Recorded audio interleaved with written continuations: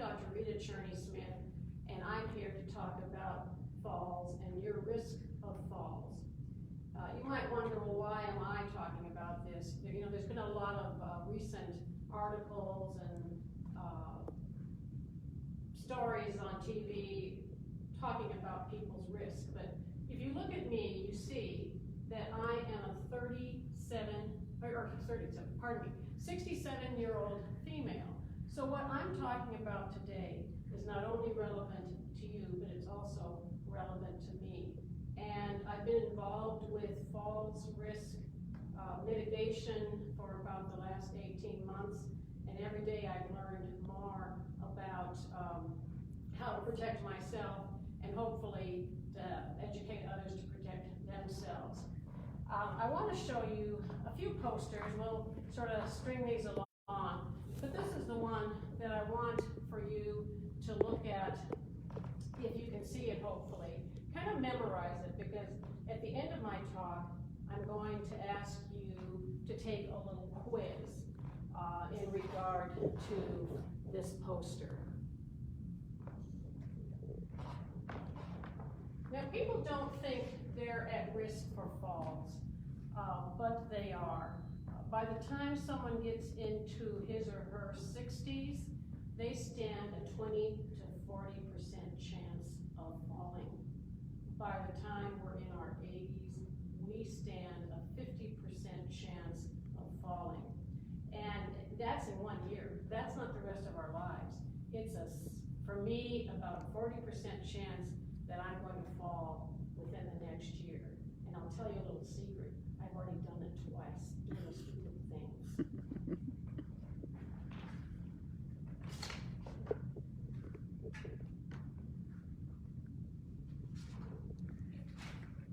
Now, why are we concerned about falls? Falls can lead to serious injuries. And actually, the two falls I've had during the last year, both of them could have led to serious injury. One of them could be a hip fracture, and the other could have been like a vertebral body fracture.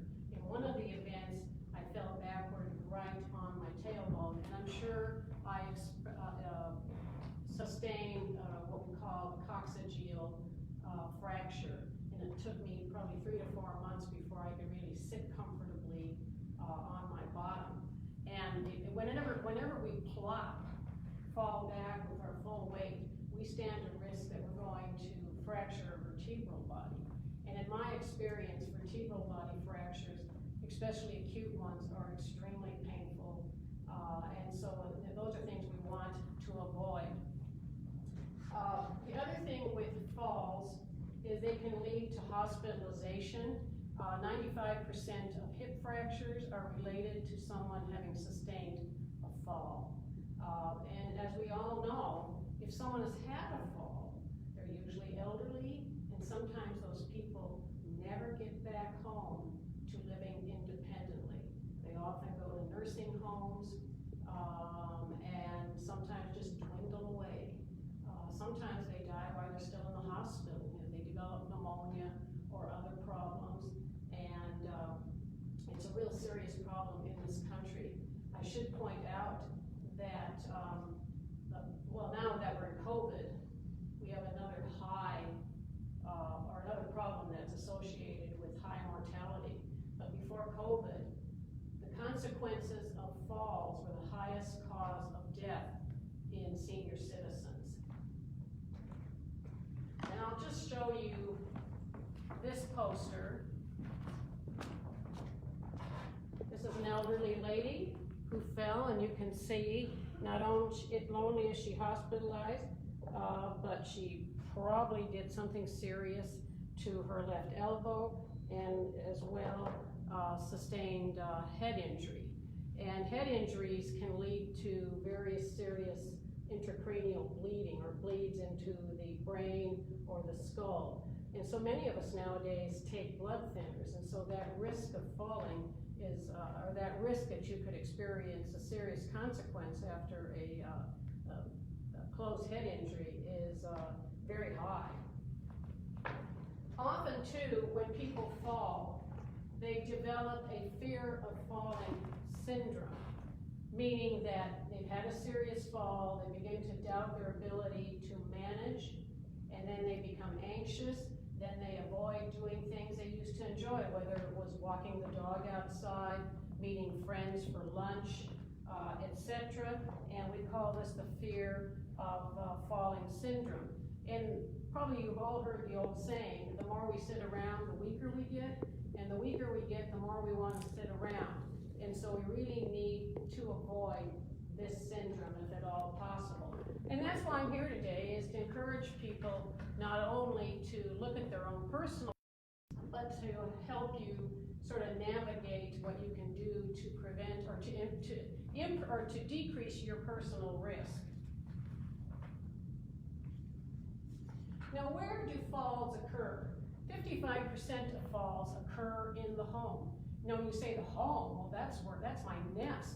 That's where I feel the safest, and yet 55% of falls occur in the home. About 25% occur outside, like in our garage, in our yard, when we're hanging Christmas trees on outside, or lights on outside Christmas trees, etc.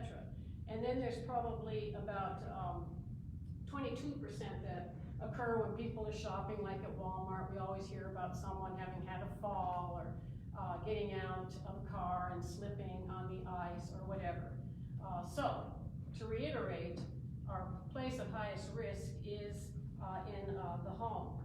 Now, what risks are in the home? Well, one of them is throw rugs.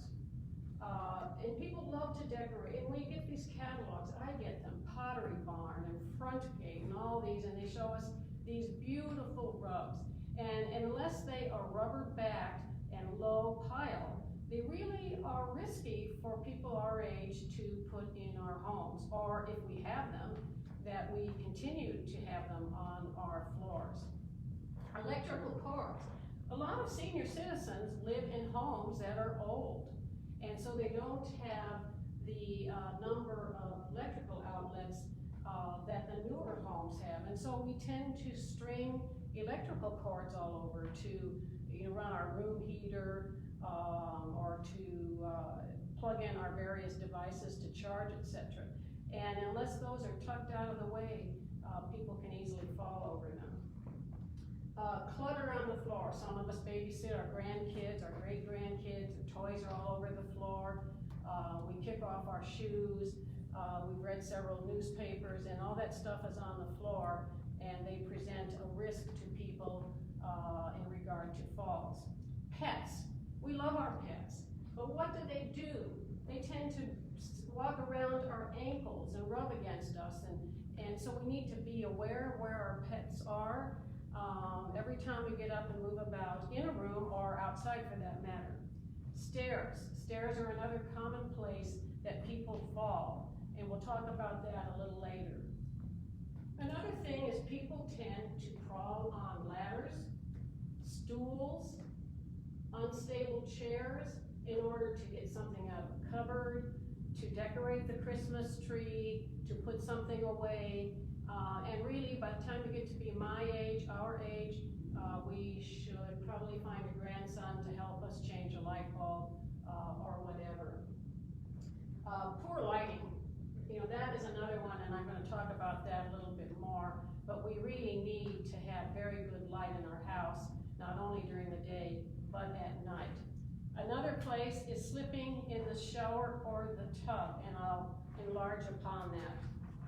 In regard to where we fall outside, slippery surfaces, that's a common one. Uneven surfaces, you're walking along and all of a sudden it's not concrete anymore, it's grass or it's gravel, and people aren't prepared for that. It affects their gait and down they go. And then of course people are cleaning their gutters this time of year and they're up on unstable ladders. And sometimes, I've had patients who have fractured limbs or torn a rotator cuff falling off the roof. We should just not be up on a roof at our age. Now, what are other risk factors for falls that are personal? I kind of talked about the things in our environment, but personal things, one of them is our bodies. When we're young, bodies are like a brand new V8 engine. We're running on all cylinders, it's shiny, it purrs. But as we get older, our cylinders start to corrode, and they start to miss, and we just are not operating like we did when we were 10 years old. And you can see it in our faces. You know, I don't have the youthful face of a 10-year-old anymore. I have the, I don't know, I'll have to say even, I can't even say late middle age. I have the elderly face. And that is a reflection of what's going on in our bodies. We experience vision loss. People have cataracts. Sometimes a lot of people or my age have macular degeneration, and their vision just sort of dims slowly, and sometimes they're not even aware of it. Sometimes they've had bleeds into the eyes, or there's other medical problems. But the point is, visual loss can increase one's risk for falls. Hearing loss. If you have a problem with your hearing and it's not treated, you stand at 3 times increased risk of falling. A lot of people have neurological conditions such as Parkinson's disease. They've had a stroke, they have weakness on one side or the other. MS, multiple sclerosis, people are weak. ALS, the Lou Gehrig's disease, there's all sorts of neurologic conditions that can increase a person's risk for falls. Center of gravity, and how many times you may be sitting in church or you're in the grocery store and you see, you know, an older person and they're walking along kind of stooped over. Well, that affects their center of gravity. Gravity is our friend when we are standing upright, and the center of gravity sort of starts at the crown of our head, goes through our midline down to the ground. If we lean over in one direction or the other, gravity ceases to be a good friend, and it can become leaning, stooping, whatever. Gravity ceases to be our friend. Balance, and we'll talk about this a little later, but having good balance helps us reduce our risk for falls. I already said it in regard to the center of gravity, leaning in any direction, reaching up to get a pie dish out of another cupboard, getting the popcorn down, whatever, that can increase our risk. An impaired gait. How many people have bad knees or just had hip surgery and their gait isn't normal? And an abnormal gait throws off our balance and increases our risk for falls. As we get a little older, we can develop diminished strength. Now here is a guy that actually doesn't have diminished strength because he's working out. And I personally might see on the camera is that I look a little muscular, and that's because I lift weights twice a week, and I've done that religiously for the last 20 years. So we can maintain reasonable muscle strength by actually using our muscles.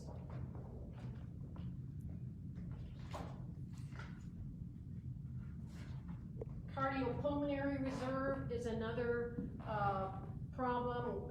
If people have been, even if they've been farmer smokers, their respiratory reserve is not as good as someone who was a never smoker. People have hypertension. The heart gets stretched out and the heart doesn't pump like it did when you were 10 years old. There's so cardiovascular, cardiopulmonary decline can lead to various, I don't want to use the word disabilities, but problems that could increase our risk for falls. A really big one is medications. And we don't even know the dangers in many cases that are sitting right in our medicine cabinet in our bathroom. Medications that affect the brain, such as muscle relaxers, opioid, pain relievers such as Lortab or oxycodone, morphine, antipsychotics such as Thorazine, anxiolytics such as Valium or Ativan.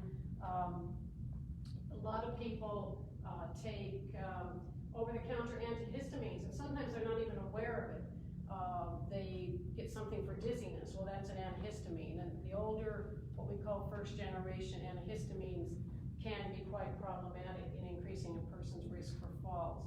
Other drugs, cardiovascular drugs, high blood pressure medicines. Now, I would never tell someone not to take high blood pressure medicines because we need them. You know, it's proven that managing hypertension is what we would call, shows that there's been a benefit shown with research studies. But when we take blood pressure medicines, what do? They lower our blood pressure. And as a result, sometimes when we stand up, we get a little lightheaded, the blood goes to our feet, and that could increase our risk for falls. Taking diabetic medicines, not so much taking the medicines, but if one's blood sugar gets too low, obviously people get disoriented, you know, they act like they're drunk, and it's not because they've been drinking, but because their blood sugar is too low. Other medicines can be the bladder flow. A lot of our husbands take medicines to promote urinary flow. Some of us take medications to manage an overactive bladder. So we talked about some of the risks.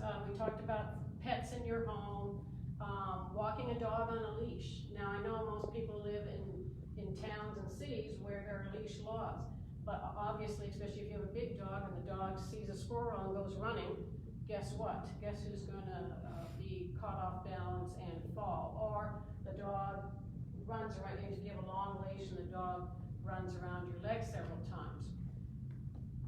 Unsafe surfaces, we alluded to this before, gravel, water on the floor,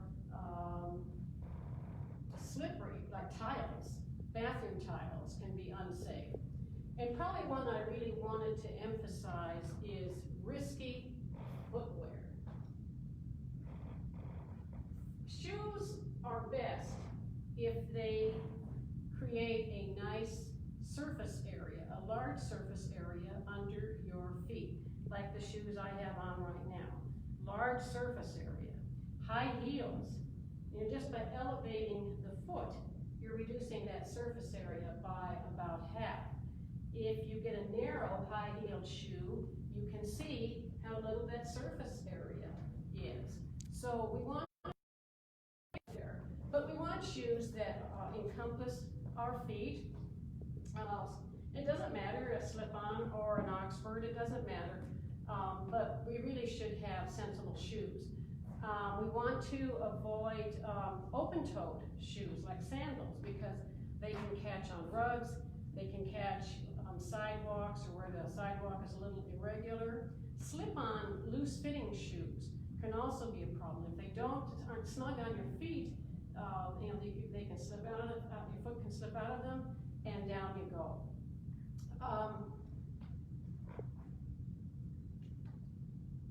Lighting, well, let me move back and say, talking about shoes still, take a look at your winter boots. For instance, I have a pair of Uggs, and they're so stylish, and I just got a catalog and full of these lovely, beautiful women wearing their Uggs.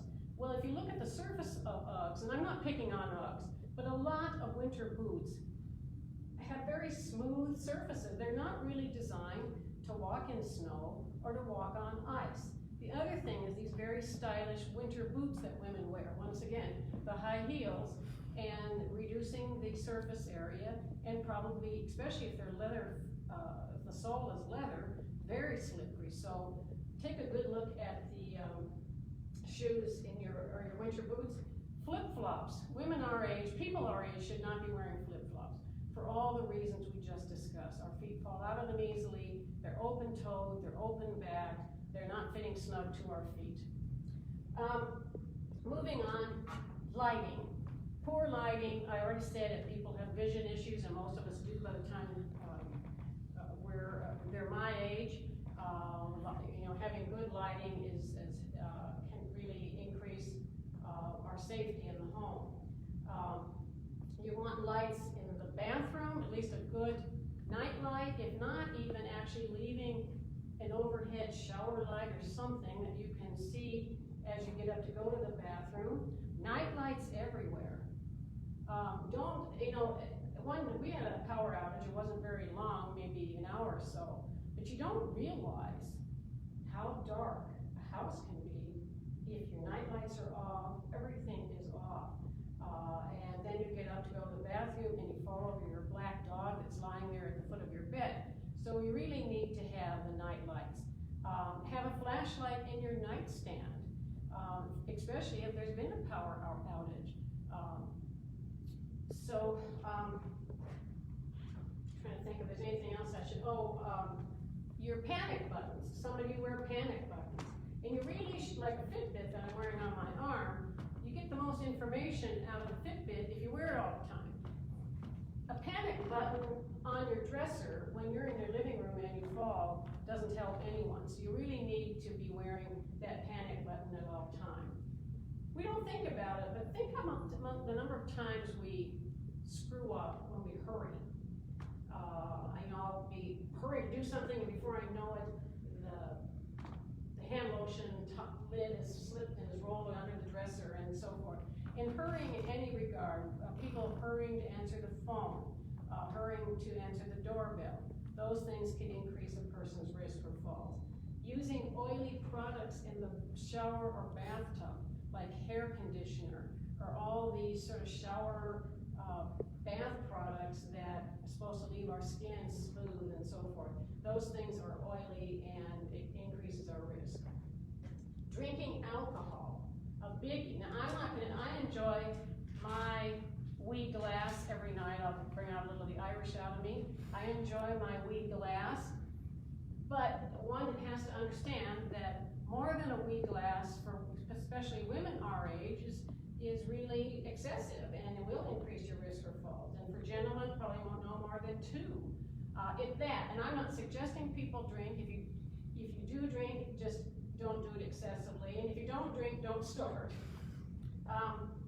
Muscle weakness, we kind of alluded to it earlier. If you can't get out of a chair, if you can't get up off the floor, then you have an increased risk for falls. Now, what can you do to help yourself? Well, one thing is to avoid lazy man's loads. Carrying too much stuff, whether it's groceries in from the car and you don't want to go back to the car, so you gather several bags in your arms. Another one, and I thought we had a poster of this, but I guess we don't, is I had my sister-in-law take a picture of me while I was up at my sister-in-law's house, and I was unloading a bulky box. I couldn't see my feet. I'm on ice and snow in slippery shoes, and right around is my sister-in-law's cat near my right ankle, and my sister-in-law's big black dog near my left ankle. And I was already working on this subject of falls, and it dawned on me, it's like, here I am, I'm the poster child for falling. And so we really need to be aware of where our feet are and be able to see our feet. Stairs, practice stair safety, have your staircase lit. If you don't have at least one rail, it makes sense to install one. 2 is even better. Remove the clutter. A lot of people, the kids in the household, the grandchildren, leave their toys, the coats, the lunch pails on the staircase. So remove the clutter. A lot of people have hardwood floors. Don't walk on hardwood floors in socks, because the slipperiness of socks can aggravate your risk for falling. I already talked about the winter boots. When you are replanning your kitchen, not remodeling it, but kind of looking over your kitchen, things you use come out doing this, and hopefully you're avoiding too much of this. Because as you can see, when I'm doing this, where's my center of gravity? There's a tendency to plop over. And as people get older, they have osteoporosis. And even I had a patient once who leaned over to pet her cat, and she sort of fell over.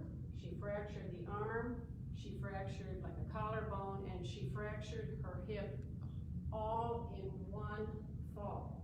That same lady leaned over, prior to this, leaned over to clean her toilet bowl and fractured a vertebral body. So osteoporosis in the senior citizens can carry risk, and so falls, we don't underestimate what plopping or falling can do to bones that aren't healthy. And I'll say this because I've done it. Don't do stupid things. The two falls that I talked about earlier, I was doing stupid things. Crawling up on ladders, seeing something, maybe you want to dust the top of your cabinet, so you crawl up on a counter. Those sort of things are stupid things. I need to kick myself in my own shin for doing stupid things, and think twice before you do, because the last thing you need is to end up in a coffin because you did something stupid.